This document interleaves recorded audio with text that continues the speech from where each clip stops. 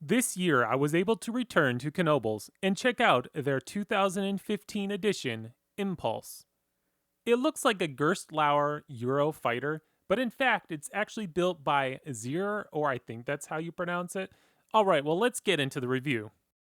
Presentation. Since this coaster is relatively new, the paint job looks great, and even the seats in the trains look to be in good condition. There is no theming, which I wouldn't expect anything as this is an amusement park. I'll give a score of 7 for presentation. Intensity. I was actually surprised with how much of a punch this ride delivers. I mean, it's not over the top or anything, but for its size, it delivers on some good, solid thrills. The first drop has some good airtime, the inversions are fun, the loop and barrel roll have some good hang time, especially the barrel roll. The helix at the end of the ride has some strong forces, which I would somewhat expect, but overall, the ride has some strong moments, something I wasn't expecting.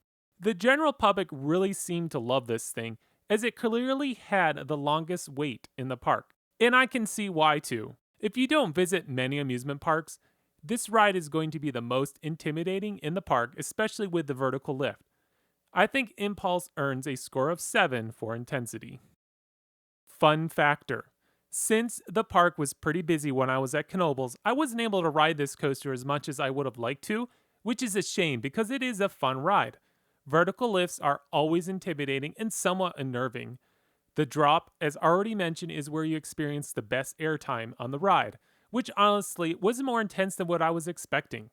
Since this coaster features a lap bar, it really allows you to enjoy the whole experience. The hang time moments simply wouldn't be the same if the ride used the over the shoulder restraints. Oh, and speaking of the restraints, a nice feature of this ride is that they have the ability to insert boosters for shorter riders, which lowers the ride height requirement. I thought this was actually a pretty neat feature, and I wonder if other coaster manufacturers are able to incorporate this into their rides as well. I'm giving Impulse a score of 7 for the fun factor. Originality. Impulse isn't anything new or original, it's basically a copycat of other Gerstlauer Euro fighters. In fact, some enthusiasts could be fooled into thinking this is a Gerstlauer ride. Where the ride excels from other Gerstlauer Eurofighters is the restraints. Until very recent, they used shoulder restraints, which this coaster only uses a lap bar. Overall, it's basically the same thing, so I'm giving Impulse a score of 4 for originality. Smoothness. I have no complaints in this area. In fact, I'd say the ride is butter smooth.